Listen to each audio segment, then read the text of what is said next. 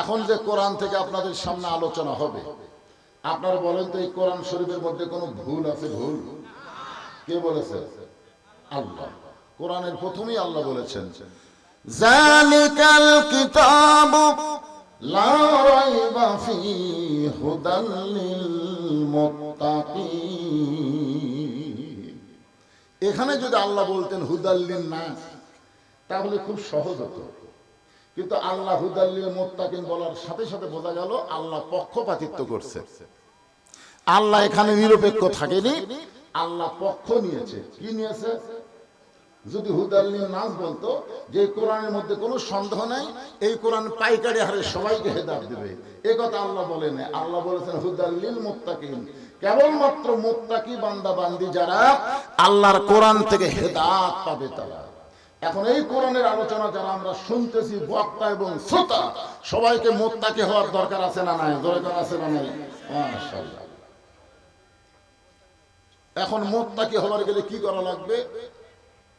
এখানে মুত্তাকির কয়েকটা বৈশিষ্ট্যের মধ্যে এক নম্বর বৈশিষ্ট্য হলো আল্লাযীনা ইউমিনুনা বিল গায়ব, অদৃশ্যের প্রতি বিশ্বাস স্থাপন করা লাগবে। আমরা কোনোদিনকে আল্লাহ দেখছি নাকি? যখন দেখছি, এটা আজ থেকে এখন থেকে 1350 বছর আগে, কত বছর? 1350 বছর আগে নাস্তিকদের পক্ষ থেকে মুসলমানদেরকে 6টা প্রশ্ন করা হয়েছিল। আমার আঙ্গুলের দিকে তাকান, কয়টা? এখন না, এখন তো আমরা ফেস্টা মুসলমান, সেই সময় গাঢ় মুসলমান ছিল, ভালো মুসলমান, শিক্ষিত মুসলমান, আমলওয়ালা মুসলমান। আর এখন তো খালি নামের মুসলমান। জোরে কোন কথা ঠিক কি না? আমাদের বাংলাদেশের শতকরা কত ভাগ মুসলমান? একজন কয় 96, একজন 95, যাই হোক শতকরা 95 ভাগ মুসলমান আমাদের বাংলাদেশে। আপনারা বলেন তো শতকরা কত ভাগ ইমানদার? তাহলে মুসলমানের দাবি করবেন, ইমানদারের ভাগ বুঝবেন না, তাহলে তো হবে না। আপনি যতই মুসলমান হন, আমি যতই মুসলমান হই, আমার ঈমান যদি ঠিক না থাকে তাহলে কাম হবে? হ্যাঁ। নাস্তিকদের পক্ষ থেকে যে 6টা প্রশ্ন করা হলো, তার মধ্যে একটা প্রশ্ন হলো তোমরা যে আল্লাহকে বিশ্বাস করো, সে আল্লাহ কোথায় আছে?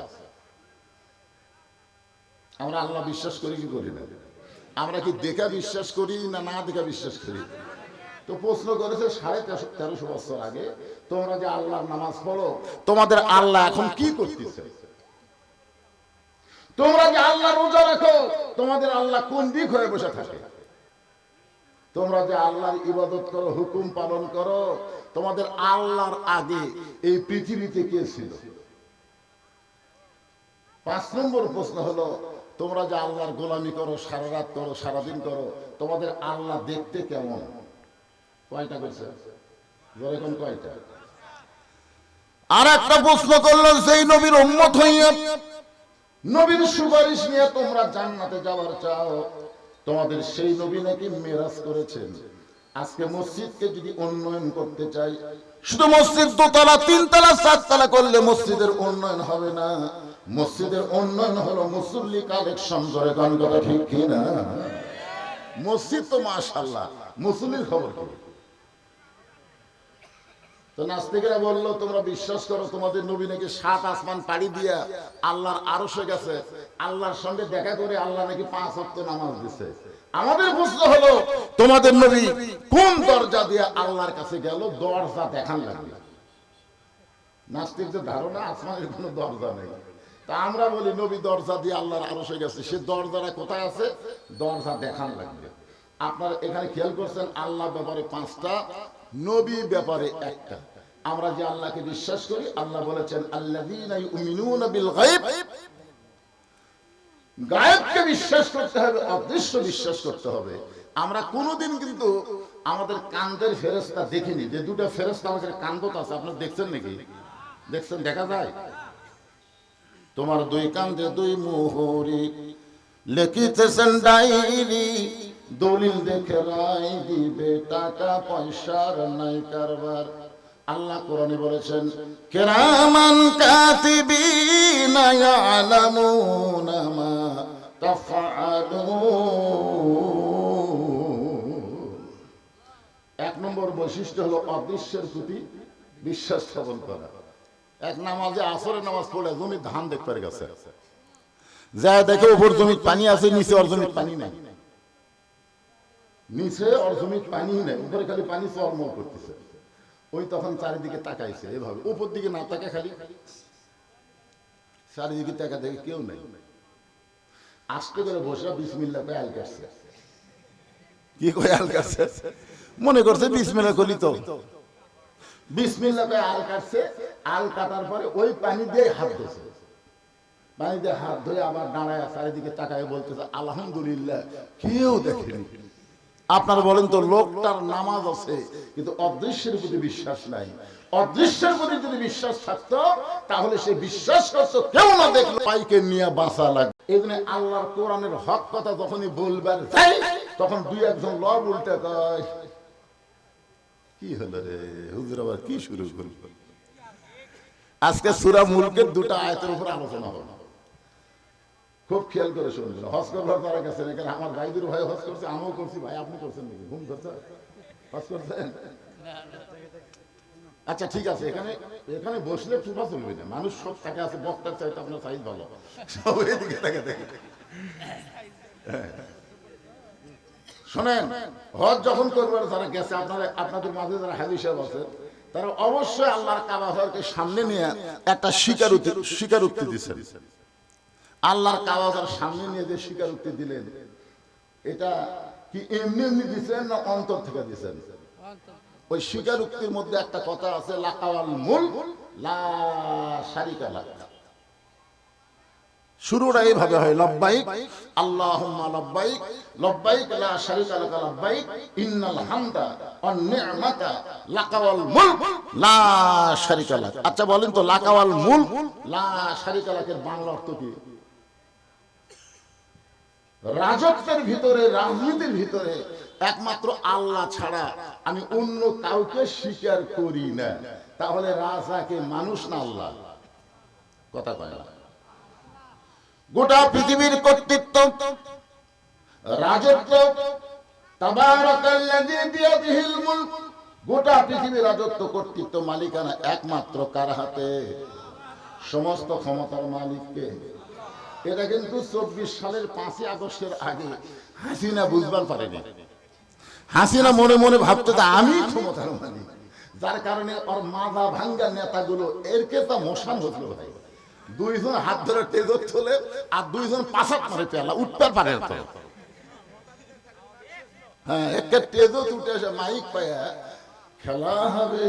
কি খেলবা? খেলবার গেলে মাজার বল থাকা লাগবে। ধরে কর কথা ঠিক কিনা? আপনার বলেন তো, যার মাজার বল নাই খেলা আছে? কি যে মনে করছিল আমাদের উপর কেউ নাই।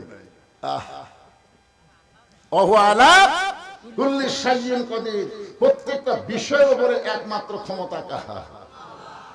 কেমন ভাবে পড়ে গেছে ভাই। এখন আবার বিদেশের থেকে মাঝে মধ্যে উস্কানি দেয়, মাঝে মধ্যে কি দেয়? উস্কানি দেয়। ও এতই সদা, যেই দলের প্রধানমন্ত্রী থেকে মেম্বার থেকে প্রধানমন্ত্রী পর্যন্ত বলে যায়, ওই দল বাংলাদেশে আবার ফিরে আসা অত্যন্ত কঠিন হবে। কথা ঠিক কিনা? তাই বলি আবল তাবল কথা না বলে ওই দলের যারা সমর্থন ছিলেন আপনারা তওবা করেন। খামাখা ওই দল করে কি হবে ভাই? আল্লাহ তওবার একটা সুযোগ দিছে কি দেয়নি? দিছে কি দেয়নি? আপনার তওবা করে ফেরত আসেন। আমারই সম্পর্কে বড় ভাই আওয়ামী লীগ করতো, 5ই আগস্টের পরে তওবা করে দল পরিবর্তন করছে। হ্যাঁ, কি জন্য খামাখা? একটু মনোযোগ দেবেন। আল্লাহ বলতেছেন, আল্লাযী খালাকাল মাউতা ওয়াল হায়াতা লিয়াবলুয়াকুম আইয়ুকুম আহসানু আমালান ওয়া হুয়াল আজিজুল গফুর।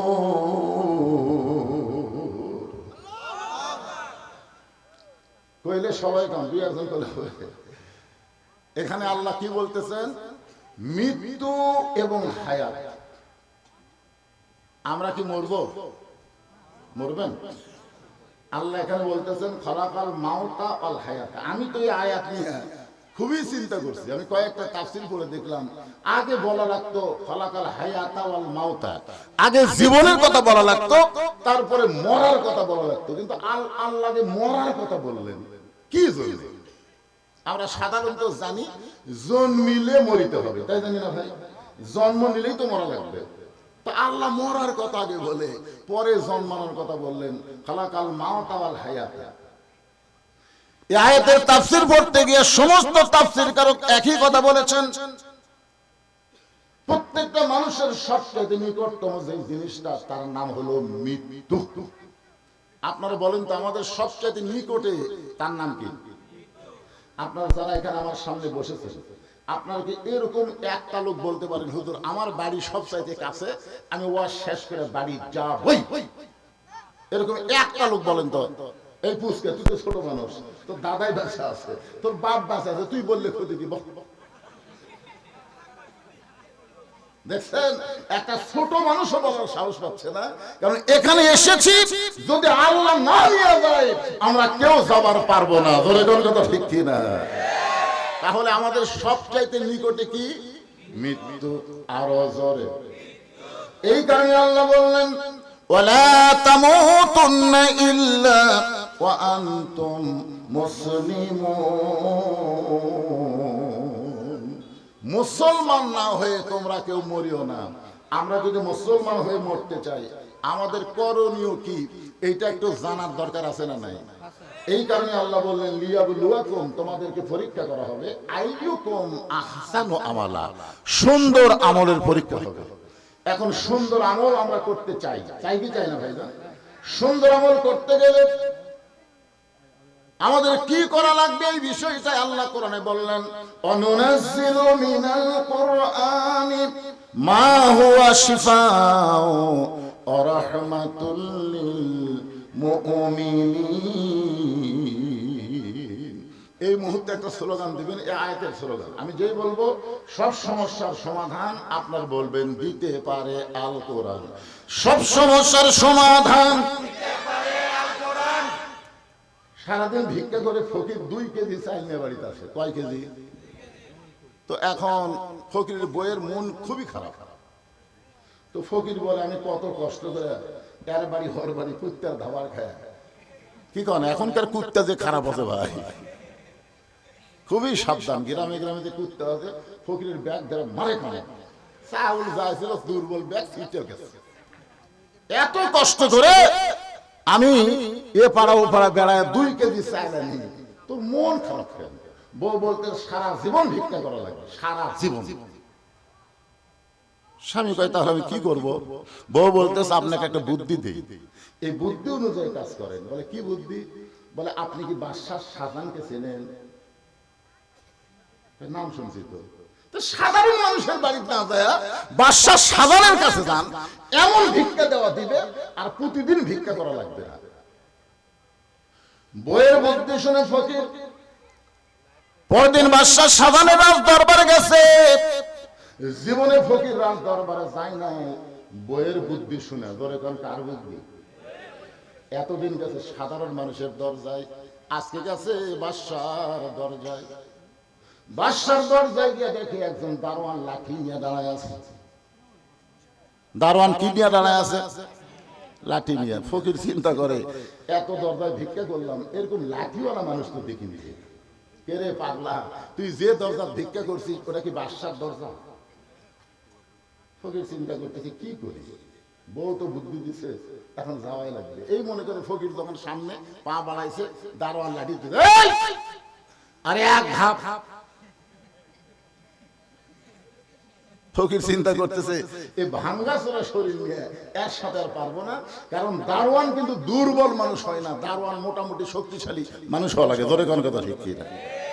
ফকির চিন্তায় পড়ে গেলেন কি করব। এমন সময় ফকিরের মাথায় বুদ্ধি দেওয়ার মালিককে, উদউ ইলা সাবিলি রাব্বিকা বিল হিকমা মাউইজাতিল হাসানা। আল্লাহু আকবার। ফকির চিন্তা করতেছে হিকমত অবলম্বন করা লাগবে। ফকিরের বুদ্ধি কিন্তু কম না, অনেক বেশি বেশি। একটা ফকির যদি দেখে এক জায়গায় খাওয়ার অনুষ্ঠান হচ্ছে, ওই কিন্তু দেখবেন এক এক ঘন্টার মধ্যে 100 ফজর বানাবে। ভাই মুখ জায়গায় কাম হচ্ছে, এর মধ্যে একটা মিল আছে। ফকির চিন্তায় পড়ে গেল, আমার ভাঙ্গাচোরা শরীর নিয়ে ওই দারোয়ানের সঙ্গে পারবো না। এখন হেকমতের মাল হলো এক দৌড়ে গিয়ে দারোয়ানের দুইটা পা খপ করে ধরছে। যে দারোয়ানের হাতে লাঠি আছে, ফকির ওই দারোয়ানের কি ধরছে? লাঠি ধরছে না পা ধরছে? যেই পা ধরছে তখন দারোয়ানের দয়া হয়ে বলছে, ভাই তুইও যা হামুরতে, তুই ভিক্ষা করে খাস আর আমি দরজা পাহারা দিয়ে খাই, আমাদের মধ্যে কোনোই তফাৎ নেই। ফকির বলতেছে, তাহলে দরজা খুলে দাও।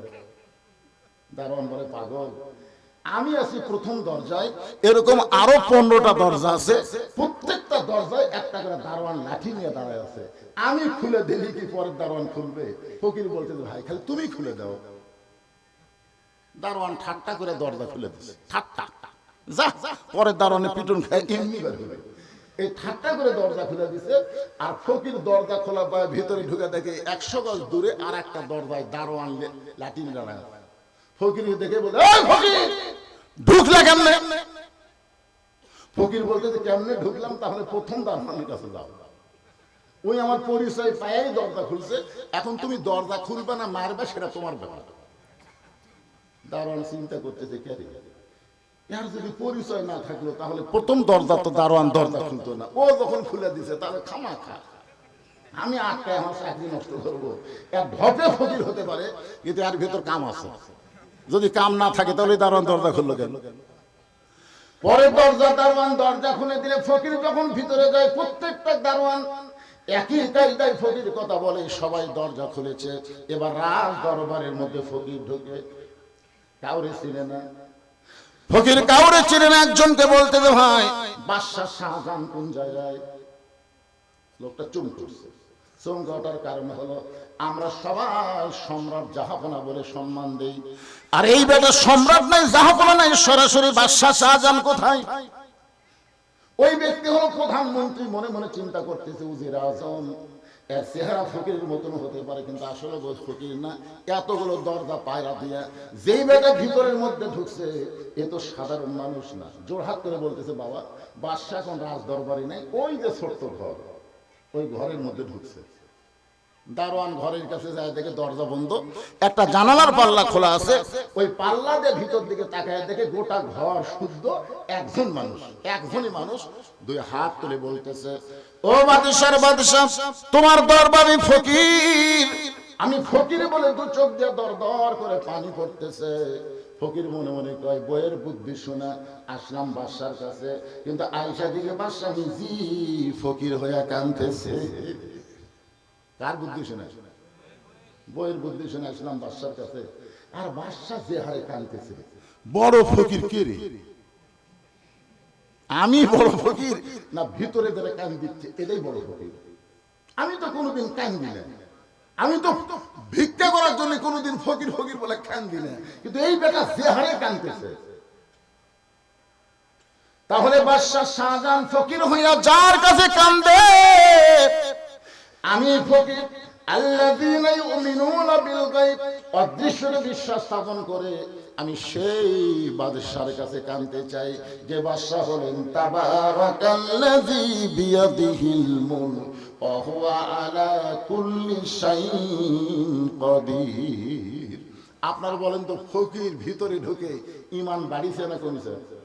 এই কথা বল না। আজকে আপনাদের আমাদেরকে আল্লাহ ভিতরে ঢুকবার বলতেছে। মসজিদের ভিতরে ঢুকে দেখো, আওয়ামী লীগ, বিএনপি, জাতীয় পার্টি, জামাত নাই, সবাই 14 দল 20 দল ভাঙ্গে এক কাতার হয়ে গেছে। জোরে কোন কথা ঠিক কিনা? ভিতরে ঢুকে দেখো, বাইরে তো গন্ডগোল ভালোই করতেছে, একবার ভিতরে ঢুকে দেখো তো খবর কি।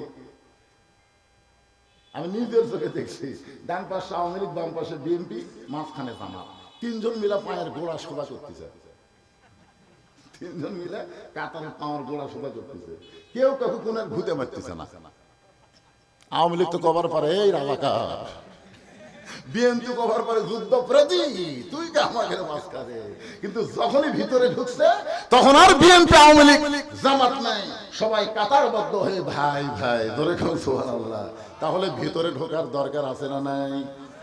মশারির ভিতরে কখন ঢোকেন? যদি মনে করেন গোটা শরীরে ভিতরে থাকবে, তাহলে হাতটা বের করে থাকবে। এই মনে করে যদি মশারির বাইরে হাত রাখেন, মশা রাগ করে কামড়াবে বেশি না কম? এই শীতের দিনে আপনি কম্বলের ভিতরে থাকেন না বাহিরে থাকেন? আধা আধি থাকেন না পুরোপুরি থাকেন? তার মানে বোঝা গেল ভিতরে যে শান্তি, বাহিরে সেই শান্তি নাই। আমরা বাহিরে শান্তি খুঁজতেছি, আসলে বাহিরে শান্তি পাওয়া যাবে না। শান্তি পাওয়ার পেলে পুরাপুরি ইসলামের মধ্যে ঢোকা লাগবে। ধরে কোন ঠিক কি না? ফকির আসল বাদশার খবর কথা, আসল বাদশা বউ যে বাদশার খবর দিছে এটা হলো নকল বাদশা। ধরে কোন কি বাদশা? আসল বাদশার খবর নিয়ে ফকির যখন বের হয়ে যাচ্ছে, যাওয়ার সময় প্রথম দরজার দারোয়ান বলতেছে, বাবাজি আপনি কি বাদশার সাথে দেখা পাচ্ছেন? আপনি যে ঢুকলেন এমন কায়দা করে হেকমত করে, আপনি কি বাদশার সাথে দেখা পাচ্ছেন? ফকির বলে, দারোয়ানের বাচ্চা দারোয়ান, খালি দরজা পাহারা দিয়ে খাস, ভিতরের খবর জানিস? দারোয়ান চমকে উঠছে, কি রে? ফকিরের মশান বাড়িছে না কমিছে? ইমান বাড়িছে না কমিছে? ইমান বাড়ার কারণে বলতেছে, দারোয়ানের বাচ্চা খালি দরজা পাহারা দিয়ে খাস, ভিতরের খবর জানিস? তোরা তাকে বাদশা বাদশা বলে পূজা করতেছিস, আমি নিজের চোখে দেখে আসলাম। ফকির হয়ে কাঁদতেছে। আপনারা বলেন তো, নিজের চোখে দেখলে ইমান বাড়ে না কমে? নিজের চোখে যদি দেখবার চান, তাহলে শুধু বক্তার ওয়াজ শুনলে হবে না, আল্লাহর কোরআনকে হাতে নিয়ে নিজের চোখে দেখা লাগবে। দেখছেন কোনদিন? কে দেখছে? আমি নিজের চোখে দেখে আসলাম। গোটা পৃথিবীর রাজত্ব কর্তৃত্ব মালিকানা কার হাতে?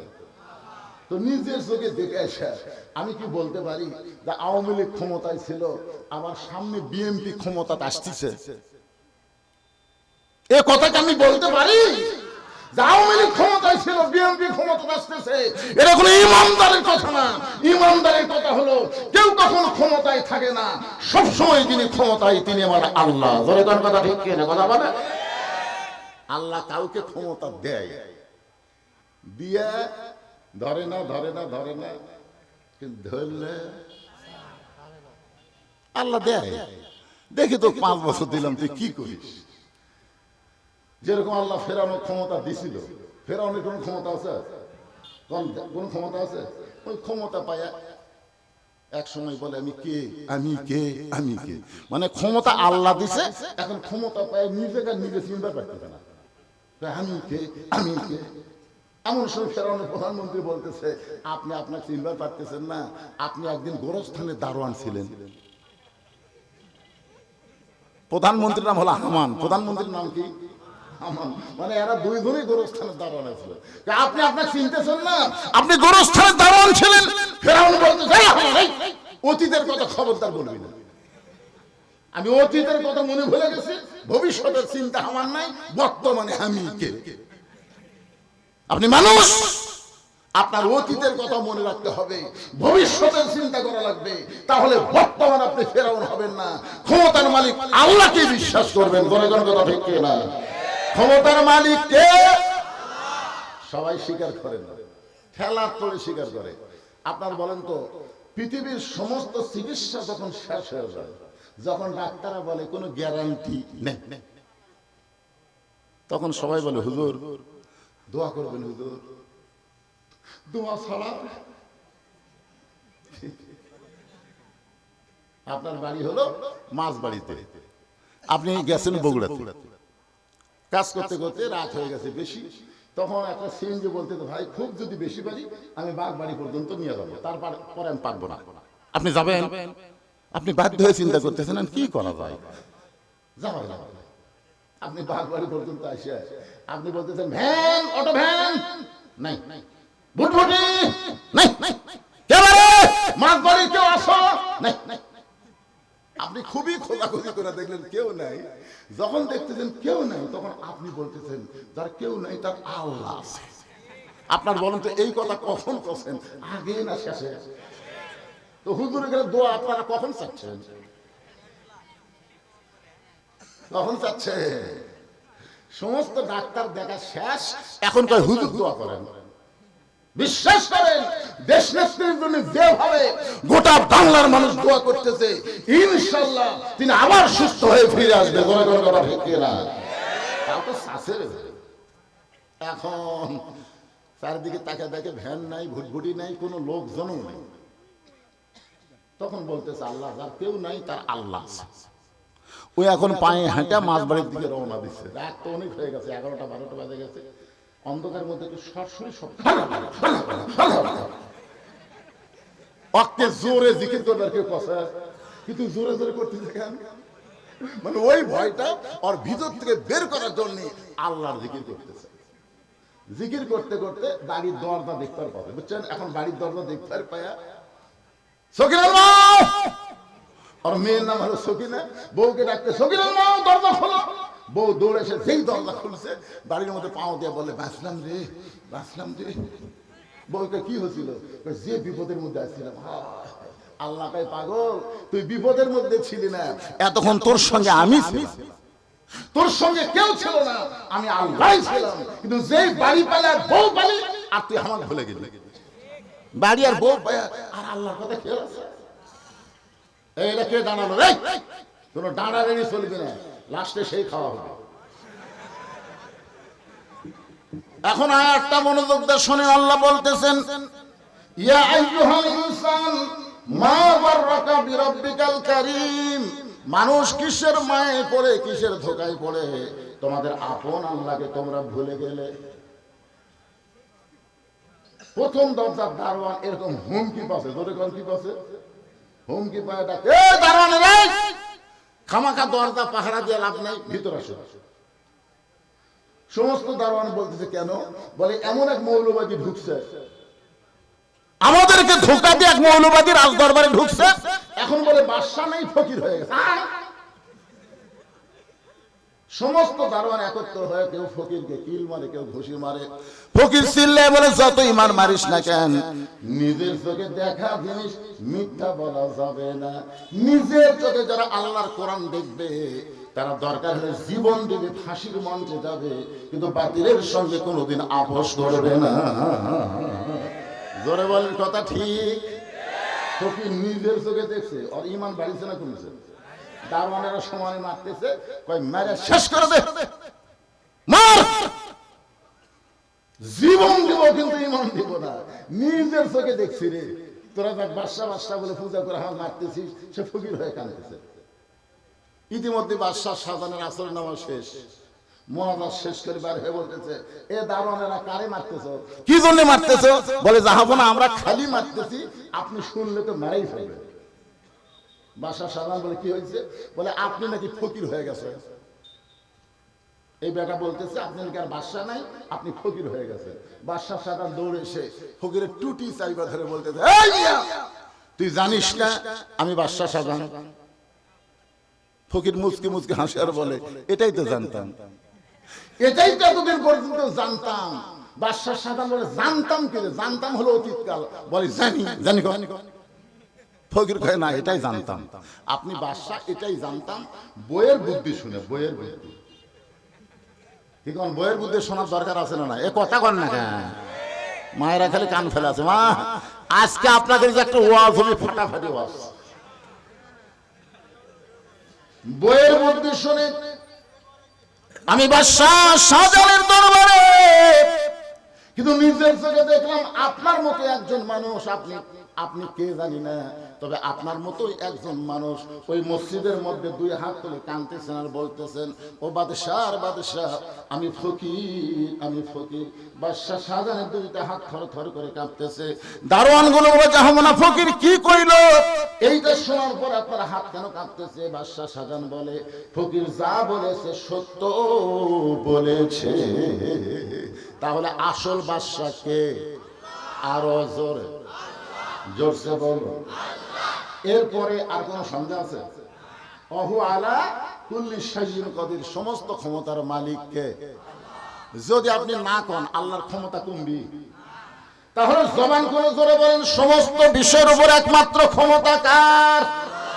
এরপর আল্লাহ বললেন খলাকাল মাউতা ওয়াল হায়াতা, মৃত্যু এবং হায়াতকে আমি আল্লাহ সৃষ্টি করেছি লিয়াবলুয়াকুম, তোমাদেরকে পরীক্ষা করার জন্য। আমাদের সকলের সামনে পরীক্ষা আছে না নাই? কিসের পরীক্ষা? আইয়ুকুম আহসানু আমালা, তোমাদের পরীক্ষার বিষয়টা হলো সুন্দর আমল। আমরা সুন্দর যত আমল আছে তার মধ্যে 1 নম্বর সুন্দর আমলের নাম হলো নামাজ। জোরে বলেন, নাম কি? জোরে বলেন।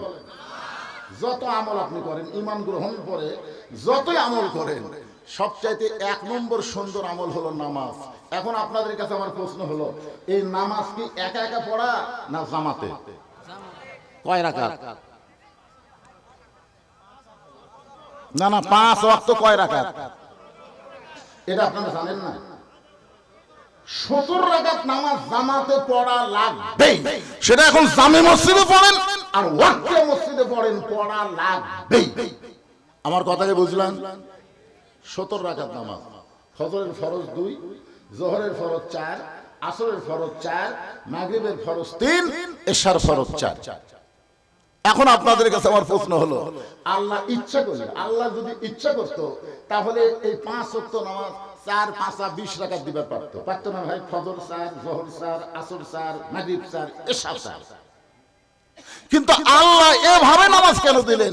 ফজর কেন 2 রাকাত দিলেন ফরজ, আসর কেন 4 রাকাত, জোহর কেন 4 রাকাত, আবার মাগরিব বেজর কেন 3 রাকাত দিলেন, এশা কেন 4 দিলেন? আপনারা কি জানেন? না জানলেন জোরে বলবেন জানি না। জোরে বলেন, জানেন? এভাবে দেওয়ার কারণ কি? একটু মনোযোগ দিয়ে শুনেন। যে নামাজ সম্পর্কে আল্লাহ কোরআনে বললেন, ইন্নাস সালাতা তানহা আনিল ফাহশাই ওয়াল মুনকার, একমাত্র নামাজই পারে মানুষকে যাবতীয় খারাপ এবং বেহুদা কাজ থেকে বাঁচায় দিতে। বেগম মমতাজ একটা গান গাইছিল। মমতাজের সব গান কিন্তু খারাপ না, ওই গানটা আমার খুবই পছন্দ। আমি কি গাবো? গাবো? হাদিসে আছে বিস্তারিত, হুজুরি কলব ব্যতীত পরশিন কালো নামাজ তোর হবে না। তবে কেন গাও জোয়ারি, মানুষকে দেখাও নামাজ পড়ি। তবে কেন গাও জোয়ারি, মানুষকে দেখাও নামাজ পড়ি। ও তোমার সিদ্ধ বীজে সুফসল ফলবে না। আজও কেন আল্লাহর নামাজ ধরতে পারলা না? আল্লাহ কয় নামাজের জোরে ফায়েশা যাবে দূরে, পাক কোরআনে রয়েছে ঘোষণা। এখন আকাম কুকাম নামাজ রোজা একসাথে বান্ধিয়া বোঝা, জাহান্নামে দিয়াছ রওয়ানা। আজও কেন আল্লাহর নামাজ ধরতে পারলা না? আপনার বলেন তো, নামাজ শুধু পড়লে হবে না, নামাজকে ধরা লাগবে। ধরে কোন নামাজকে কি করা লাগবে? এই নামাজ সম্পর্কে রাসূল বলেছেন, লা সালাতা লা ঈমান, যার নামাজ নাই তার কোনো ঈমান নাই। লা সালাতা লা দীন, যার নামাজ নাই তার কোনো ধর্ম নাই। বাইনাল আব্দু আল কুফরি তরকু সালাত, বান্দা কাফের মধ্যে পৃথক করার জিনিস তার নামই হলো নামাজ। যারা নামাজ পড়বে তারা হবে আল্লাহর বান্দা, আর যারা নামাজ পড়বে না তারা হলো কাফের। রাসূল কঠিন কথা বলেছেন, মান তারাকা সালাতু মুতাম্মিদান ফাকাত কাফারা। ইচ্ছা করে একটা ওয়াক্ত নামাজ যারা বাদ দিল তারা অবশ্যই আল্লাহর সঙ্গে কুফরি করলো। এই নামাজটা হলো পুরুষ মানুষের জন্য 1 নম্বর আমল। মানে যত নেক আমল আছে পুরুষ মানুষের জন্য 1 নম্বর নেক আমলের নাম কি?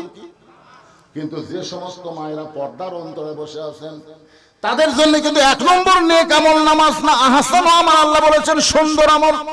নারীদের জন্য 1 নম্বর সুন্দর আমল হচ্ছে পর্দা। কারণ মেয়েদের যদি পর্দা না থাকে তাদের নামাজ রোজা হজ যাকাত কিছুই কবুল হবে না। এই জন্য মেয়েদের 1 নম্বর সুন্দর আমলের নাম কি? আপনার কথা কর না কেন? পর্দা যদি না থাকে যতই নামাজ পড়ুক, যতই রোজা করুক, যতই দান করুক, আল্লাহ কবুল করবে না। আমার মায়েরা যারা পর্দার অন্তরে একটু মনোযোগ দিয়ে শুনবেন, আব্দুল কাদের জিলানী রহমাতুল্লাহ আলাইহি, যাকে বাংলাদেশ সহ উপমহাদেশের অনেক মুসলমান বলে বড় পীর। ধরে কোন কি পীর? বড় পীর আব্দুল কাদের জিলানী। শুনেন না ভাই? কিন্তু আসলে এখানে বড় ছোট কথা না, তিনি যে একজন আল্লাহর ওলি ছিলেন এই ব্যাপারে কোনো সন্দেহ নেই। ওই যারা আহলে হাদিস করে তারা তো পীর কিছুই মানে না। সে আহলে হাদিসের আব্দুল রাজ্জাক বিন ইউসুফ তার এক বক্তব্যে বলেছেন আব্দুল কাদের জিলানী আল্লাহর ওলি, এই ব্যাপারে সন্দেহ নাই। কারণ তিনি একটা কিতাব লিখেছেন বুনিয়াতুত তালিবিন, এই কিতাব যেই পড়বে এমন ভাবে ইসলামের ছাত্র হবে, ওই ছাত্রকে আল্লাহ জান্নাতের দরজা পর্যন্ত নিয়ে যাবে। ধরে গান সুবহানাল্লাহ।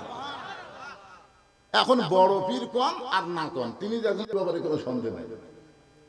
তিনি একদিন জান্নাতুল বাকি জিয়ারত করতেছেন। জান্নাতুল বাকি বোঝেন আপনারা? যারা হজ করছেন তারা জানেন আল্লাহ রাসূলের রওজার পাশে মদিনার সবচাইতে বড় গোরস্থানের নাম হলো জান্নাতুল বাকি। যে গোরস্থানের দরজায় আরবিতে লেখা আছে, এই গোরস্থানের মধ্যে আল্লাহর নবীর 10,000 সাহাবীর বেশি ঘুম পাড়তেছে। ধরে কোন সুবহানাল্লাহ। একটা গোরস্থানের মধ্যে সাহাবীর সংখ্যা কত? 10,000-এর বেশি। আমাদের গোটা বাংলাদেশ মিলে একটা সাহাবীও নাই। আমরা এমন একটা দেশের মুসলমান যেই দেশে এখন পর্যন্ত কোনো সাহাবীর কবর নাই। যাদের কবর আছে খুব বেশি হলে আল্লাহর ওলিদের কবর, অধিকাংশ কবর কিন্তু ভণ্ডদের দখলে। জোরে খান কথা ঠিক কিনা? আমি সিলেটের মৌলভীবাজার হবিগঞ্জ এলাকায় ওয়াজ করতে গিয়ে দেখি একটা মাজারের নাম হলো লেদা শাহ। লেদা শাহ।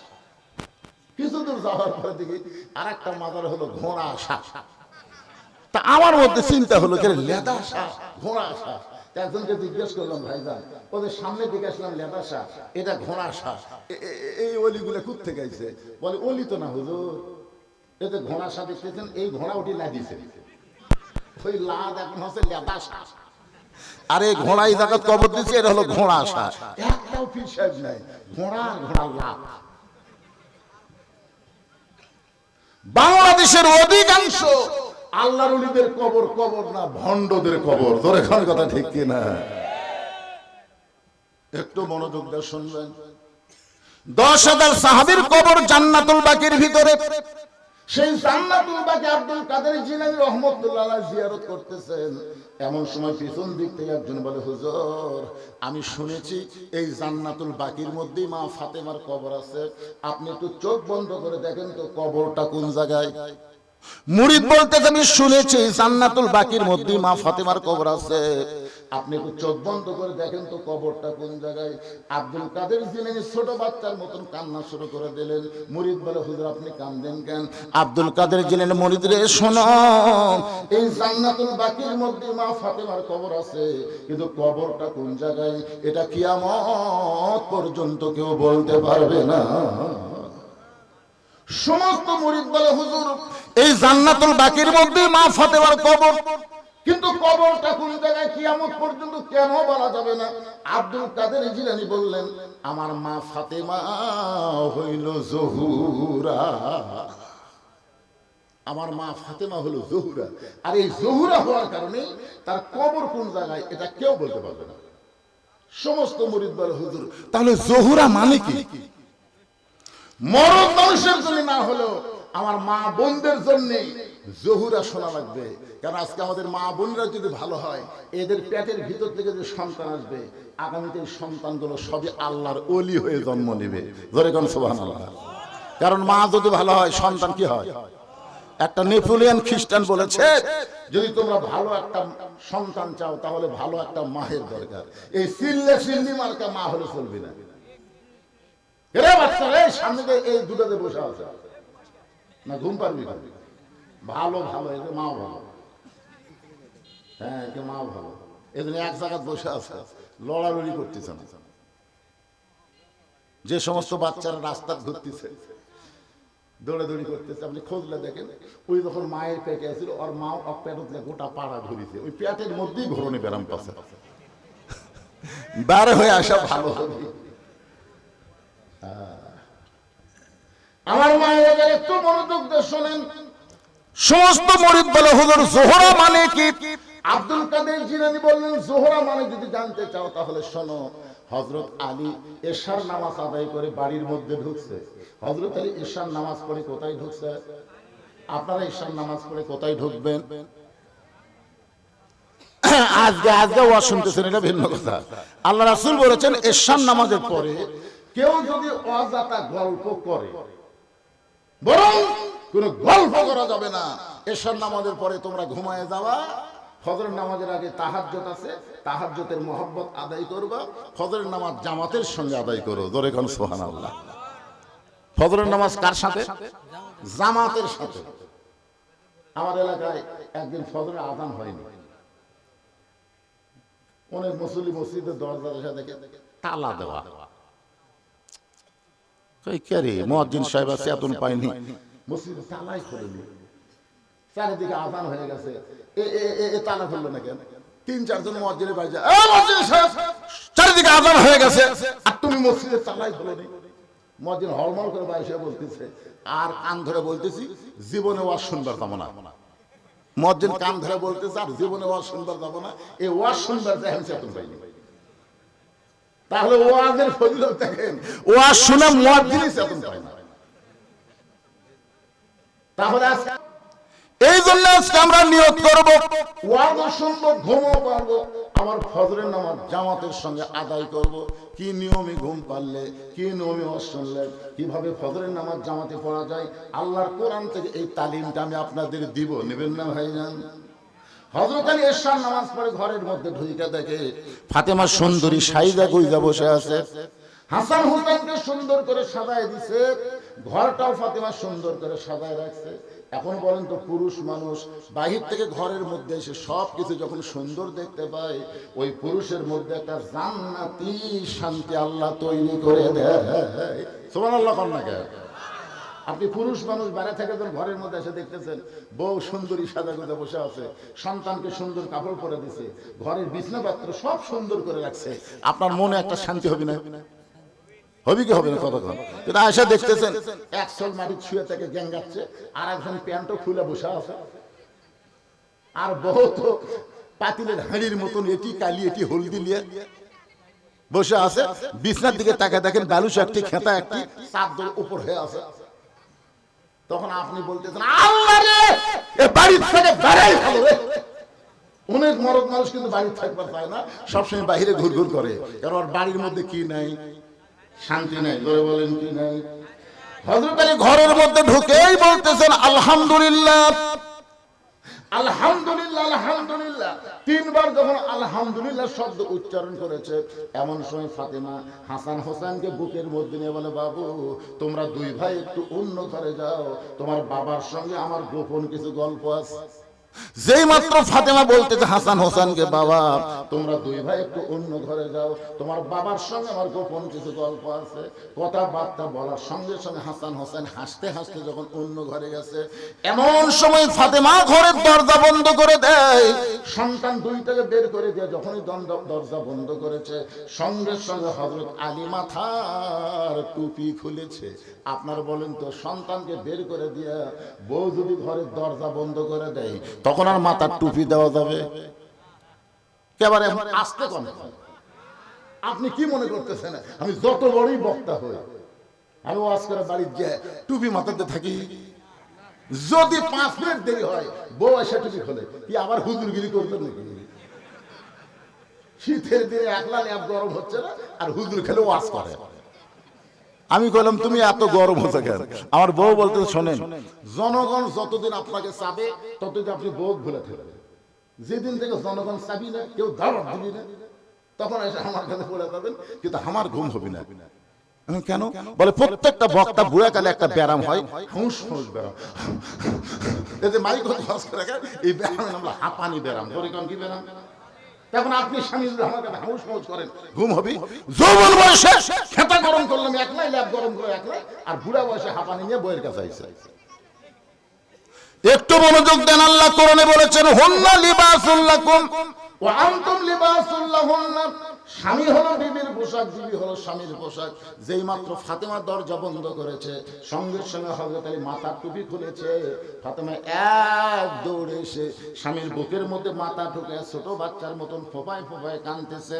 আলী বলতেছে, ফাতেমা তোমার কান্দার কারণ কি? ফাতেমা বলে, স্বামী গো, আর কোনোদিন ঘর সাজাবার পারবো না, আর কোনোদিন সন্তান 2টাকে সাজাই দিবার পারবো না, আর কোনোদিন সাইজা গুইজা আপনার সামনে দাঁড়াবার পারবো না, কারণ আজকে গভীর রাত্রে ফাতেমার মৃত্যু হবে।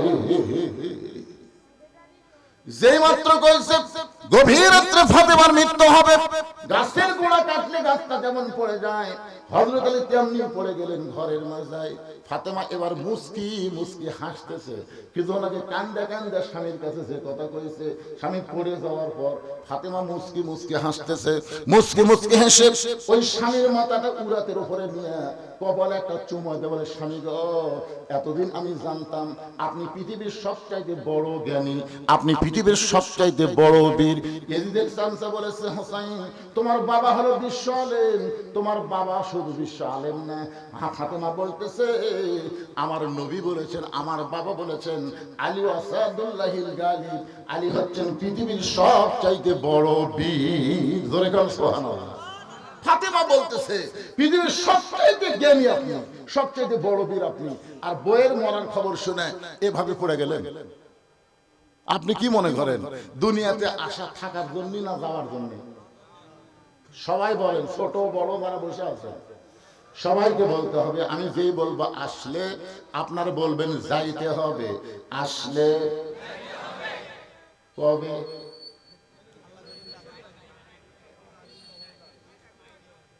কিন্তু আল্লাহ শর্ত দিছে, মরার আগে মুসলমান হওয়া লাগবে বাবান।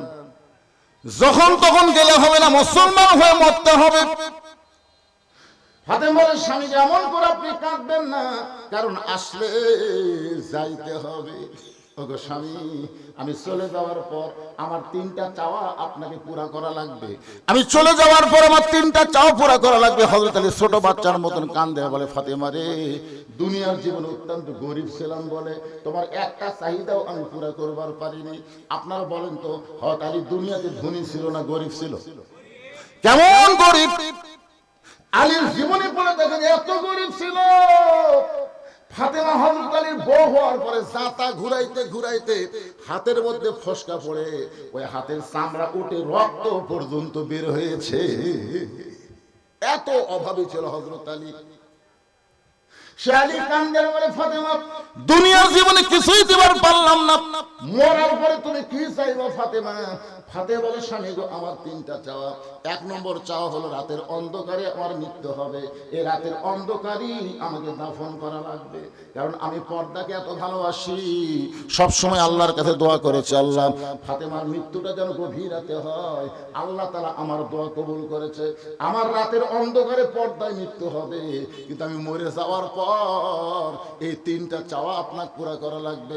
রাতের অন্ধকারই আমাকে দাফন করবেন, দিনের আলোতে যদি কবর দেন তাহলে আমার পর্দার খেলাফ হয়ে যাবে।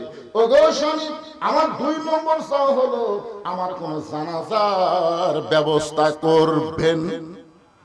মেয়ে মানুষের জানাজা এখানে মাইকিং করে করার কোনো দরকার নেই। ফাতেমা বলতেছে, যিনি নারীদের নেত্রী হবেন জান্নাতে, তিনি বলতেছেন আমার জানাজার কোনো ব্যবস্থার দরকার নাই। আলী বলতেছেন, ফাতেমা তুমি নবীর কলিজার টুকরা, তোমার মৃত্যুর খবর শুনলে হাজার হাজার মানুষ তোমার জানাজায় দোয়া করবে, তুমি কি এই দোয়া চাও না?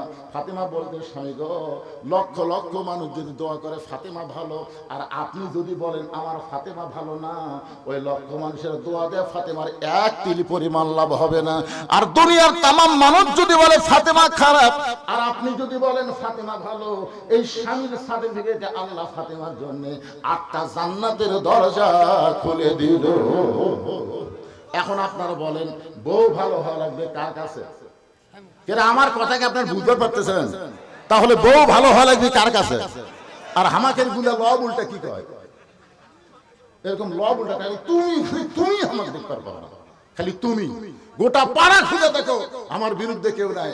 এই মায়েরা যারা পর্দার অন্তরে বসে আছেন, গোটা পাড়ার লোক আপনাকে ভালো বললে হবে না, আপনার স্বামী আপনাকে ভালো বলা লাগবে। জোরে কোন কথা ঠিক না? আজ পর্যন্ত কোনদিন শুনছেন যে মেয়ে মানুষের লাশ সামনে থেকে কেউ বলেছে এই মেয়েটা কেমন ছিল? কেউ বলছে? কেন বলে না? ভাই কি বলবো, আপনার কেউ কিছু বলবি নাকি? আপনাদের গল্পই করা যাবে না তো। এমন একটা মুহূর্ত আসতেছে কিছুক্ষণ পরে,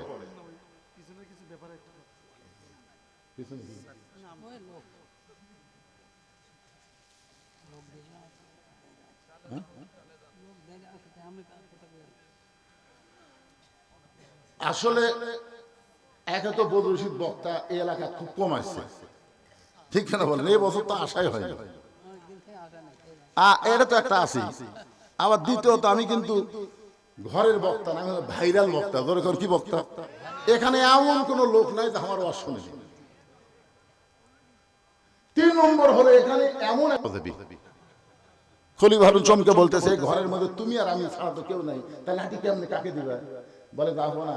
আপনাকে একটা প্রশ্ন করি, মনে করেন আপনি যে শহরে বসবাস করতেছেন শহরের নাম কি? খলিফা হারুন বললেন বাগদাদ শহর। বাহলুল পাগল বলেন বাগদাদ শহর থেকে মক্কা শহরে আপনি যদি 10 দিনের সফরে যান, আপনি কিভাবে যাবেন? খলিফা হারুন বলতেছে, পাগল, বাগদাদ হলো আমার সিনা, মক্কা হলো আমার অসিনা। তাই সিনা শহর থেকে অসিনা শহরে গেলে মাল সামানা জোগাড় করি আমাকে যাওয়া লাগবে, কারণ ওখানে যায় যেন আমার বিপদ না হয়। বাহলুল পাগল বলে, যাবো না। শোনেন, দুনিয়ার একটা শহর থেকে আরেকটা শহরে 10 দিনের সফরে গেলে মাল সামানা জোগাড় করে আপনি রওনা দিবেন, তাহলে দুনিয়ার জগৎ থেকে আখিরাতের জগতে কবরের স্টেশন দিয়ে আপনাকে যাওয়া হবে, যে কবরের মধ্যে 50,000 বছর আপনাকে থাকা লাগবে। সে কবরের পাথেয় হিসাবে কতটুকু আপনি জোগাড় করছেন? খলিফা হারুনের চোখে দরদর করে পানি পড়তেছে। বাহলুল পাগল বলে, যাবো না। খবর কি? বলে, ওই কবরের জন্য আমি তেমন কিছু জোগাড় করতে পারি নাই। বাহলুল পাগল বলে, তাহলে আপনার লাঠি আপনি নেন। এই দুনিয়াতে আসার পরে মৃত্যু সামনে আছে, এইটা জানার পরে কবরের পাথেও যারা জোগাড় করে না, তারা হলো সব চাইতে বড় বোকা। এই দুনিয়াতে আসার পরে মৃত্যু আমাদের সামনে আছে না নাই? এই কতক্ষণ আছে না নাই? তাহলে মৃত্যু সামনে থাকলে কবরের পাথেও জোগাড় করার দরকার আছে না নাই? আজকে কবরের পাথেও হবে। এই ওয়াকিয়া মসজিদকে আল্লাহর রাস্তে প্রাণ খুলে কলিজা থেকে দান করেন। এত কথা বলার পিছনে কারণ হলো কি জানেন? দান বাক্স যখন আমার সামনে দিয়ে যায়, তখন আমার মন বলতেছে, দান বাক্স যখন আসলো কি দিব? চোখ বন্ধ করে দিকে আমার পকেটে 500 টাকার একটা নোট আছে, 200 টাকার একটা নোট আছে, 100 টাকার একটা নোট আছে, কিন্তু 10 টাকা নেই। 500 আছে, 200 আছে, 100 আছে, 10 টাকা নেই। এমন জোরে ঠেলা মারছে, 3 জন পার হয়ে গেছে। ওরা 3 জন খুশি হয়ে বলতেছে, জাকিরে তোর হাতত জোর আছে রে, তোর হাতত জোর। কান্দের ফেরেশতা বলতেছে, আল্লাহ এর কান্দ থাকবো না। আল্লাহ বলে, কি জন্য থাকবি না? বলে, পকেট ভরা টাকা থেকে 10 টাকা খুলছে নাই, তাই তোমার 500 ঠেলা মারলো। এই তো মানুষ না, নামাজ পড়ে কি করবি? আল্লাহ বলে, ফেরেশতা তোরা সাক্ষী থাক যে দান বাক্স ঠেলা মারছে, ওই দান বাক্স ঠেলা মারেনি, ওর জীবন থেকে জান্নাতও ঠেলা মারছে। আজকে আপনাদের কাছে ব্যাগ যদি যায়, রুমাল যদি যায়, কারা কারা ঠেলা মারবেন? পকেটের টাকা থেকে কারা কারা ঠেলা মারবেন? হাত তুলতে দিকে একটাও নাই। তার মানে ঠেলা কেউ মারবেন না, পারো তো পক্ষে আপনারা দিবেন। কারা কারা দিবেন? ওয়াক্তে মসজিদকে মহব্বত করে 2 হাত তুলে আল্লাহকে দেখবেন, আসবেন না দিবেন। গ্রামের লোকজন প্রবাসী যারা আছে, যে বেশি বেশি দিতে পারে। আজকে লাইভ হচ্ছে না? এই এখানে লাইভ হচ্ছে না? লাইভ হচ্ছে। অবশ্যই আপনাদের গ্রামের প্রবাসী যারা, তারা অবশ্যই এখানে আজকের মাহফিল দেখতেছে। ইনশাআল্লাহ আমরা তাদের জন্য প্রাণ খুলে দোয়া করব।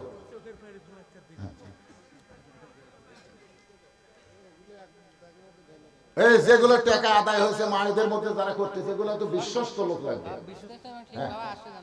মায়েদের টাকা, এই মায়েরা আমি শুনছি আপনারা কি টাকা দেন না?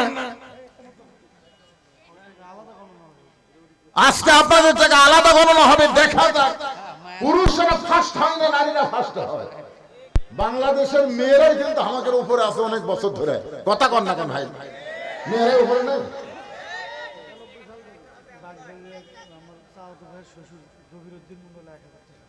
বাগবাড়ি আমার বাপজানের চাওতো ভাইয়ের শ্বশুর দবিরউদ্দিন সাহেব 1000 টাকা দান করেছে। আল্লাহ তার দানকে কবুল করেন। যে নিয়তে দান করছে আল্লাহ নেক নিয়ত দেখাছে, আল্লাহ আপনি কবুল করেন। জোরে বলে আমিন। আচ্ছা, আপনাদের যাদের বাপ মা মারা গেছে, আল্লাহর এই ঘর মসজিদে কোরআন শরীফ বাবদ, পবিত্র কোরআন শরীফ বাবদ মাত্র 200 টাকা দান করা লাগবে। যাদের বাপ মা মারা গেছে আপনার 200 টাকা দান করবেন। একটা কোরআন শরীফ দান করার যে সওয়াব হয়, এই সওয়াব আল্লাহ আপনার বাপ মার কবরে দিয়ে দিবে। এমন কোন আল্লাহর বান্দা আছে বাপ মার কথা মনে করে ওয়াক্তিয়া মসজিদের জন্য কোরআন শরীফ বাবদ 200 টাকা দিবেন? দেখেন বলার সাথে সাথে আল্লাহ কত আছে বাবা, মাশাআল্লাহ মাশাআল্লাহ। এই দান কিন্তু কোরআন শরীফ বাবদ যারাই দান করেন, পৃথিবীর শ্রেষ্ঠ দান একটা কোরআন শরীফ। একটা কোরআন শরীফ বাবদ আপনি 200 টাকা দিবেন। সামনে থেকে একজন আল্লাহর বান্দা বাপ্পার জন্য কোরআন শরীফ বাবদ 200 টাকা করছে দান। দোয়া করে দিলাম আল্লাহ বাপ্পার কবরকে যেন জান্নাতের টুকরা বানায় দেন, জোরে কান আমিন। অনেকে বলতে হুজুরা বাপ মা তো মরেনি, আপনি বাপ মাকে নিয়ামত বিশ্বাস করে আল্লাহ বাপ মার হায়াত বাড়ায় দেয়, এজন্য দোয়া চাওয়ার দরকার আছে না নাই? এখন বুঝতে পারতেছেন না, 18 সালে আমার বাবা মারা গেছে আর 23 সালের ডিসেম্বরে আমার মা মারা গেছে। এখন বাড়িতে যাই, শূন্যস্থান দেখতে পাই, মায়ের মতন আপন কেহ নাই রে দুনিয়ায়, মা জননী নাই রে যাহার এই দুনিয়ায় তাহার কেহ নাই, মায়ের মতন আপন কেহ নাই রে দুনিয়ায়, বাবার মতন আপন বন্ধু নাই রে দুনিয়ায়, নিজে না খাইয়া বাবা, নিজে না খাইয়া বাবা সন্তানকে খাওয়ায়। সেই বাপ মার জন্য একটা কোরআন শরীফ বাবদ দান করে পারলেন না? আল্লাহর একজন বান্দা কোরআন শরীফ বাবদ 200 টাকা দান করেছে। আল্লাহ এই দানকে কবুল করে দরদের মা বাবার কবরকে জান্নাতের টুকরা কবুল করে দেন।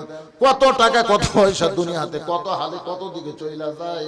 আজকে 200 টাকা দান করলে বাবার রুহের মাগফিরাতে একটা কোরআন শরীফ দান করার সব আল্লাহ দিয়া দিবে। আরেকজন আল্লাহর বান্দা 200 টাকা দান করছে, কোরআন শরীফ বাবদ আল্লাহ কবুল করেন।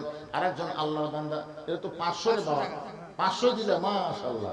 আমি চাইছিলাম 200, 500 টাকা করছে দান। আল্লাহ বাবার খবরকে জান্নাতের টুকরা বানায় দেন। এক ছোট মানুষ দাদার জন্য, হ্যাঁ দাদা দাদি নানা নানি তাদের কত আদর পাইছেন আপনি। আজকে তারা অন্ধকার কবরে কিভাবে আছে জানি না, তাদের কবরকে জান্নাতের টুকরা বানানোর জন্য 200 টাকা দিবেন, একটা কোরআন দানের সওয়াব আল্লাহ দান করে দিবে। একজন নানার জন্য 200 টাকা দান করছে, আল্লাহ কোরআন দানের সওয়াব তার নানার কবরে কবুল করো করে কোন আমিন। ডানা থাকা লোকগুলা বলে দান করতেছে না, ওদের কাছে ব্যাগ গেছে, তারা দিছে, সবাই দিছে ইনশাআল্লাহ। ব্যাগের খবর কি রে? ব্যাগের খবর ধরেনি? এবার ব্যাগ একটু সামনে নিয়ে এসো তো, দেখি তো। ব্যাগের মধ্যে তো আবার খালি ব্যাগ ঢুকাই, এক ব্যাগের মধ্যে খালি ব্যাগ ঢুকাতে, তখন তো ব্যাগের ঠেলায় ব্যাগ বড় হয়ে যাবে। মাশাআল্লাহ 200 না 250 টাকা দান করছে, আল্লাহ কবুল করেন। আল্লাহ সবগুলো মিলে এই কয় টাকা? ও মহিলা আসে না, যাই হোক আপনারা যা দিচ্ছেন খুশি মতো ইনশাআল্লাহ। চাপাচাপি করলে মন খারাপ করে জনগণ। একটু মহব্বত আল্লাহর জিকির, লা ইলাহা ইল্লাল্লাহ, লা ইলাহা ইল্লাল্লাহ, লা ইলাহা। আল্লাহর জিকির করতে অলসতা লাগতেছে, লা ইলাহা ইল্লাল্লাহ, লা ইলাহা ইল্লাল্লাহ মুহাম্মাদুর রাসূলুল্লাহ সাল্লাল্লাহু আলাইহি সাল্লাম। আমার বাপজান প্রবাসীদের দানের কথা যেভাবে বলছে, জনগণ মনে করছে প্রবাসীরা দিলি চলবে, দেশের লোকের দেওয়ার দরকার নাই। হ্যাঁ প্রবাসীরা দিচ্ছে, দিবে দিবে। যদি শোনে যে আপনারা দেন নাই, ওরা আরো বাড়ায় দিবে। মানুষ যখন প্রবাসে যায়, ওই মানুষের মনটা শিশুর মতো নরম আল্লাহ করে দেয়। দেশে আছেন তো বুঝতে পারতেছেন না, প্রবাসে টাকা কামাই করা কত কষ্ট। তারপরেও 30,000 টাকাও একদম দান করছে। আমি শুনলাম 6,000 করে দুইজন দিছে, 3,000 করে অনেকে দান করছে, 1500 করে, 20,000 দিছে, 10,000 দিছে। আল্লাহ তাদের এই বিশাল দানকে আল্লাহ কবুল করেন। যেখানেই যিনি আছে আল্লাহ যেন শরীর ভাবে সুস্থ রাখে, তাদের কামায়ে যেন আরো বরকত দেয়, জোরে কোন আমিন।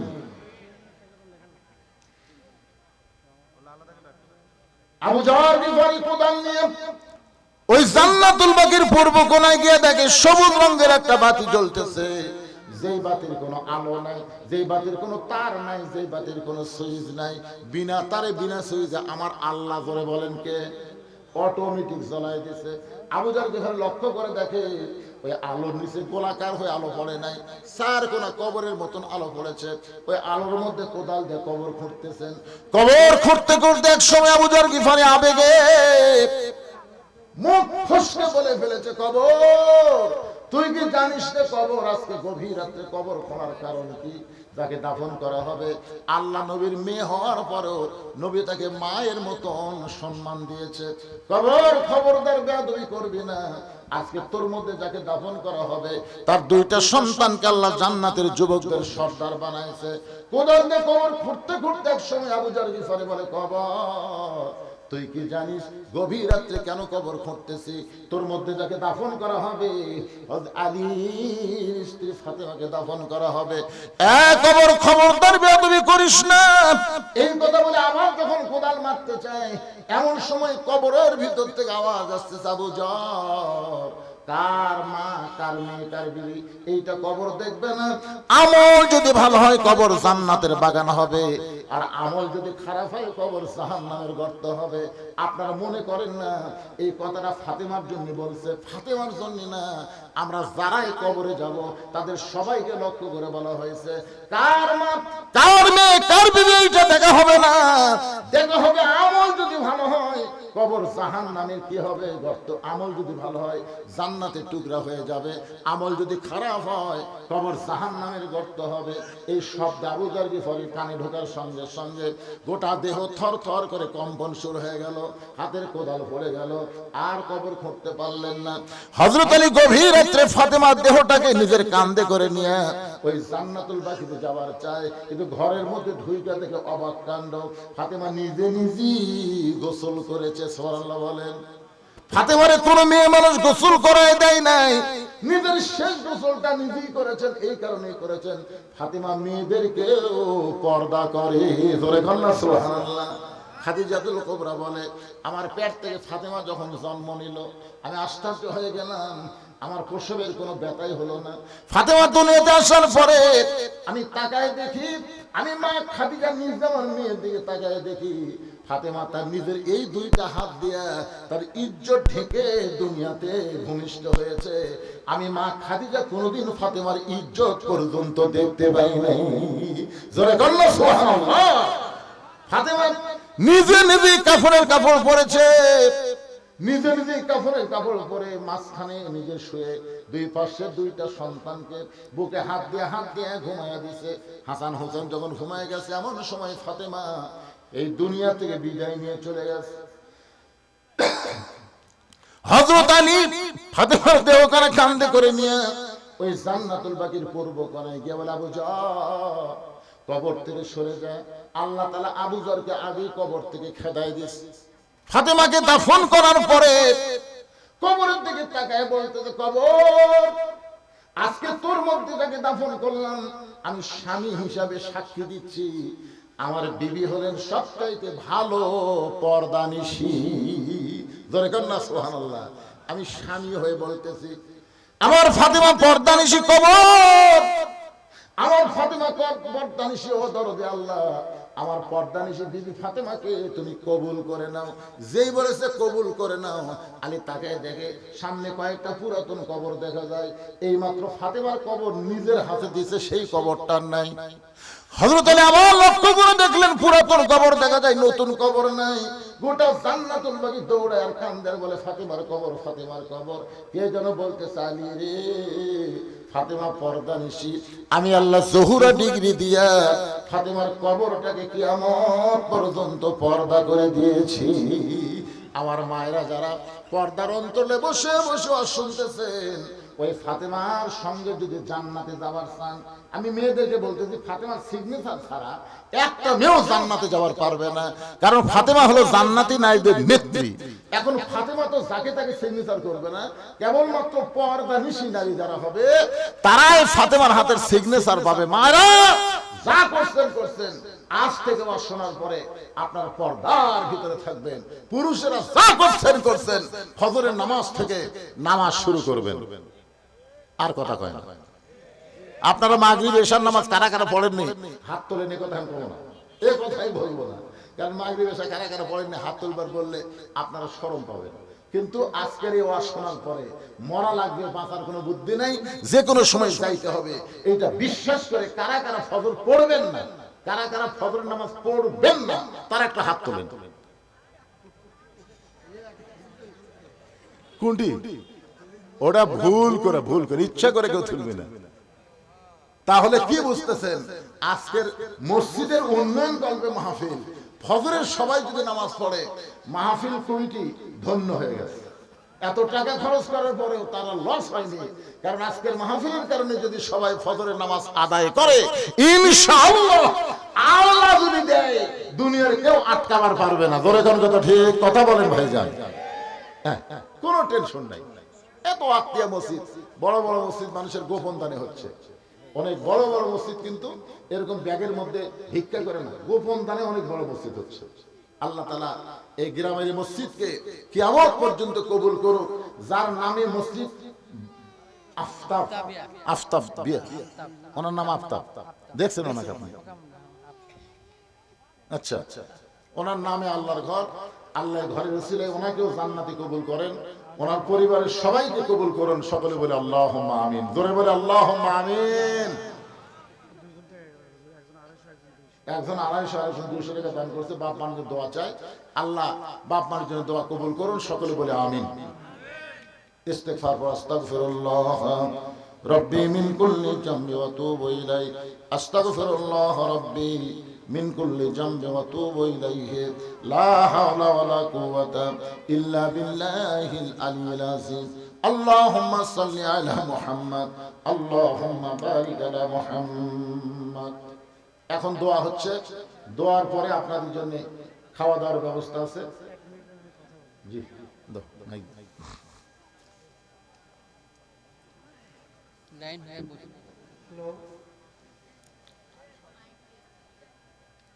সম্মানিত মুসল্লিবৃন্দ, আমাদের সামের যারা এখানে আছেন, যারা সামের আছেন, তারা দয়া করে কিন্তু উঠে আপনারা ভান্ডারখানার দিকে চলে যান।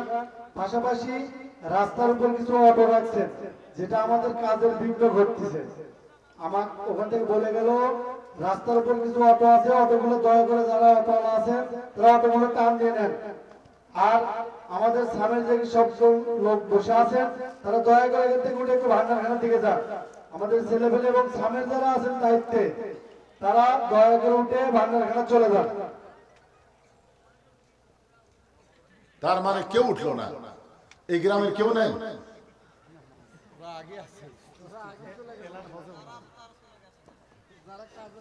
মাশাআল্লাহ, মাশাআল্লাহ। আল্লাহুম্মা আমিন।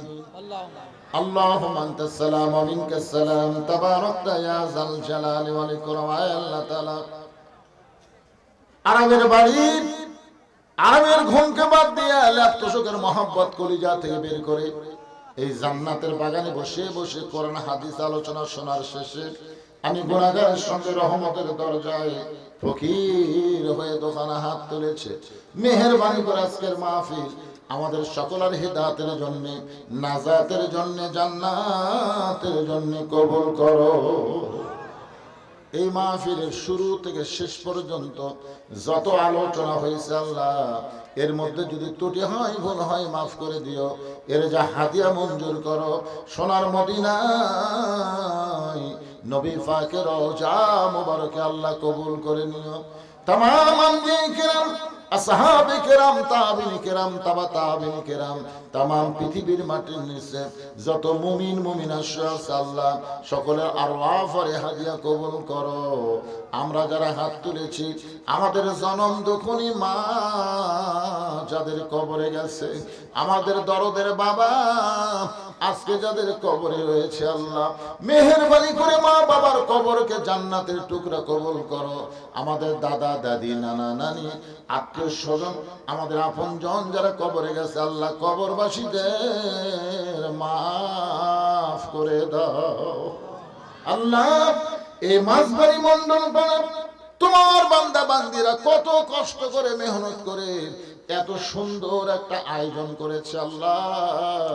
তোমার কোরআনের খাতিরে আজকের মাহফিলকে উসিলা করে মাঝবাড়ি মন্ডল পাড়ার উপরে রহমত বরকতের দরজা খুলে দাও যে অত্রিয়া মসজিদকে কেন্দ্র করে আজকের এই মাহফিল, এই মসজিদের মহব্বতে নগদে বাগিতে দান করেছে যারা, মসজিদকে কেন্দ্র করে তাদের সকলকেই মাফ করে দাও আল্লাহ। আমাদের মধ্যে আমি সহ যারা অসুস্থ অবস্থায় আছি সবাইকে সুস্থতার নিয়ামত দান করে দাও। বিশেষ করে দেশ নেত্রী বেগম খালেদা জিয়া, পরপর 3 বারের প্রধানমন্ত্রী, মাহবুব গোটা বাংলাদেশের সমস্ত মানুষ তার জন্য দোয়া করতেছে। আমরাও আজকে দোয়া করি আল্লাহ তাকে শাফাআতে কুল্লিয়া দান করে পরিপূর্ণ সুস্থ হয়ে আবার আমাদের কাছে কবুল করে নাও আল্লাহ। তরুণ একটা যুবক ওসমান হাদি আদতাইর গুলিতে আজকে সে কঠিন বিপদের মধ্যে আছে, আল্লাহত অবস্থায় আছে, অসুস্থ অবস্থায় আছে। আমরা তার জন্য দোয়া করি আল্লাহ তাকে তুমি পুরোপুরি সুস্থ করে আমাদের দিকে ফিরিয়ে দাও মাবুদ। কে কোন নিয়ত করে হাত তুলেছে সকলের নেক নিয়ত নেক আশাকে তুমি কবুল করো। আজকের মাহফিলের সম্মানিত সভাপতিকে আল্লাহ তুমি কবুল করো, সভাপতি সহ সভাপতিদের কবুল করো, প্রধান অতিথিকে কবুল করো আল্লাহ। আজকের মাহফিলের বরেণ্য অতিথিদের কবুল করো, প্রধান পৃষ্ঠপোষককে কবুল করো, প্রধান মেহমানকে কবুল করো, মাহবুব বিশেষ অতিথিদের কবুল করো, খাস করে মসজিদ কমিটিকে কবুল করো যার নামে তোমার ঘর আফতাব সাহেব কবরের বাসিন্দা হয়ে গেছে আল্লাহ। তার কবরকে তার পুরো পরিবারের উপরে রহমত আর বরকতের দরজা খুলে দাও আল্লাহ। কে কোন নিয়ত করে হাত তুলেছে আল্লাহ সকলের নেক নিয়তের কাছে কবুল করো। প্রবাসীদের জন্য আমরা প্রাণ খুলে দোয়া করি যারা অনেক টাকা দান করছে, আজকের মাহফিলে দেশে থাকলে শামিল হতো, দূরে থেকে আজকে তারা চোখের পানি বের করে কাঁদতেছে। আর আমাদের জন্য এই মাহফিলের জন্য কত কি তারা করতেছে আল্লাহ। যেখানে থাক ভালো রেখো, কামাই বরকত দিও, বিপদ আপদ মুসিবত থেকে আল্লাহ প্রবাসীদের তুমি খাস করে হেফাজত করো। প্রতি বছর তারা বেশি বেশি যেন এমন দান করতে পারে, এমন ইমানি শক্তি আল্লাহ দান করে দাও। যে বাচ্চাটা টার্গেট লাইন মারতেছে আসলে বাচ্চাটারে আল্লাহ তুমি ভালো করে দাও আল্লাহ। কারণ এর জন্মের সমস্যা হওয়ার কারণেই আলেমদের চোখে টার্গেট লাইন মারতেছে আল্লাহ। আমরা দোয়া করি আল্লাহ এই বাচ্চাটা যেভাবেই দুনিয়াতে আসো তাকে তুমি পুরোপুরি ভালো করে দাও আল্লাহ। আমাদের বাচ্চাগুলো নষ্টের পথে চলে যাচ্ছে আল্লাহ, এই বাচ্চাগুলোকে আমরা নষ্ট হতে দিতে চাই না আল্লাহ। এই বাচ্চাগুলোকে তুমি ভালো করে দাও আল্লাহ। ছোট ছোট বাচ্চারা বোঝে না, না বুঝে আজকে অনেক অকাম কুকাম করে আল্লাহ। এই বাচ্চাগুলোকে ভালো করো। আর বাপ মার জন্য আমরা দোয়া করি আগামীতে যে বাচ্চাগুলো দুনিয়াতে আসবে বাপ মা যেন ভালো হয় এবং তাদের মাধ্যমে সন্তানগুলো ভালো সন্তান যেন আমরা পাই আল্লাহ তুমি কবুল করো। এই মাছবাড়ি বাগবাড়ি অত্র এলাকার সন্তান শহীদ প্রেসিডেন্ট জিয়াউর রহমান আহা, এমন একটা সন্তান আমাদের বগুড়া থেকে জন্ম হয়েছে যার কারণে গোটা পৃথিবী, এমনকি আরাফার ময়দানে গেলে নিমের গাছের নিচে যখন বসি আহা কি সন্তান বগুড়াবাসী উপহার দিয়েছে গোটা পৃথিবীকে আল্লাহ। আল্লাহ সেই শহীদদের এলাকায় এমন সুন্দর সুন্দর সন্তানকে তুমি কবুল করো আল্লাহ। আল্লাহ এই বাগবাড়ি মাছবাড়ি এই গাবতলী গোটা বিশ্বের কাছে পরিচিত পেয়েছে শহীদ প্রেসিডেন্ট জিয়াউর রহমানের জন্য আল্লাহ। তার সন্তান তারেক জিয়াকে তুমি ভালো রেখো আল্লাহ। আমাদের দেশে ফিরে আসার ব্যবস্থা করো, সমস্ত কুচক্রের মহল থেকে আল্লাহ তুমি তাকে হেফাজত করো আল্লাহ। আমাদের সকলকে মাফ করো। আজকে আমাদের দোয়াকে আল্লাহ তুমি কবুল করো। যেদিন আমাদের মৃত্যু হবে দিনটা যেন জুমার দিন হয়, মাসটা যেন রমজান মাস হয়, ইমানের সাথে ইজ্জতের সাথে এই দুনিয়া থেকে বিদায় নেওয়ার কালে আমাদের জবানে জারি করে দিও লা ইলাহা ইল্লাল্লাহু মুহাম্মাদুর রাসূলুল্লাহ সাল্লাল্লাহু আলাইহি সাল্লাম। আসসালামু আলাইকুম।